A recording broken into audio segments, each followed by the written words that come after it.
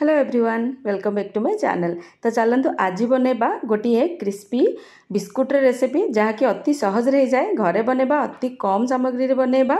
एमितिरे भी बाहर बिस्कुट कौन हुए कि से माने बहुत लो ग्रेड रो तेल यूज करती तो सेठी टिके हाइजीन रो कमी थाए। तो आमे चलतु घरे बनैबा बहुत भलरे बनैबा बहुत इजी वे रे बनैबा जहाँकि समस्ते करि परिबे छोट पिला भी चाहिए करि परिबे।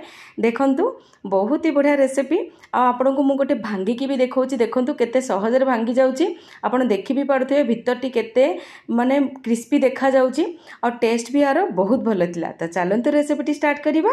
एथिपई देखंतु मु गोटे ब्लेंडिंग जार रे मु एठी गोटे 1/3 कप चीनी नहीं मुझे ब्राउन सुगर यूज करछि आपण नॉर्मल सुगर भी यूज करि परिबे।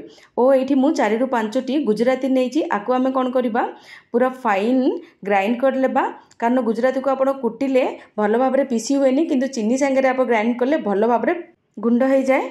देखंतु एठी गोटे बड़ थाली रे मु आधा कप मेल्टेड बटर नहीं बटर को मु टिके मेल्ट कर देछि तापरे एठी गुंड करके रखिथिबा चीनी को दे देउछि मु एठी आमे बिस्कुट साइज रे भलो भाबरे आकु फेंटिबा।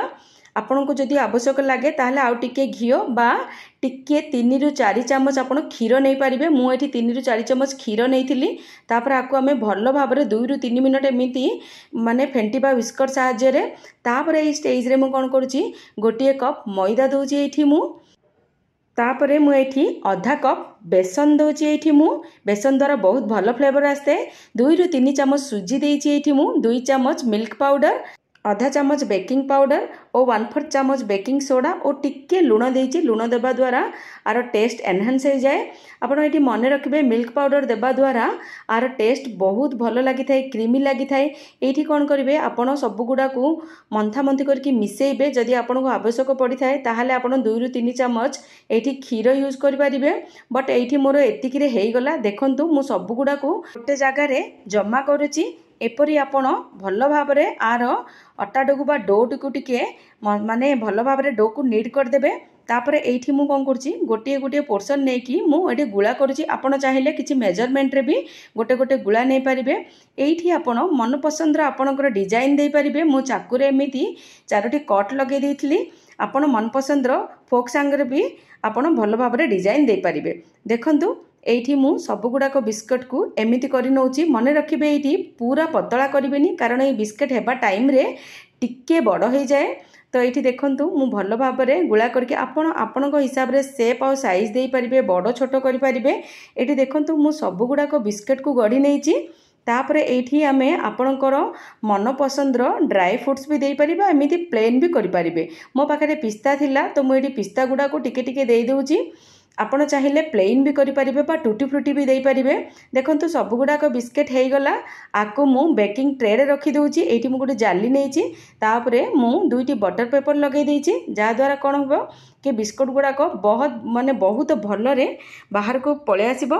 देखंतु एठी मु बेकिंग ट्रे रे सब गुडा को बिस्कुट को रखि देली।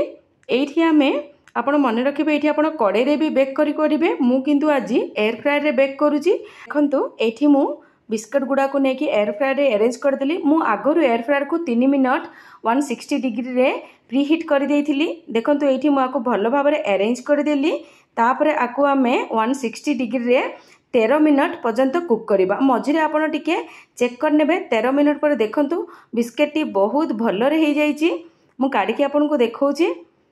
देखंतु बहुत भलो से बिस्कुट हे जाईची। एठी बहुत बढ़िया क्रिस्पी भी होती। आपको मु प्रथम देखे सारे बिस्कुट केते क्रिस्पी होता।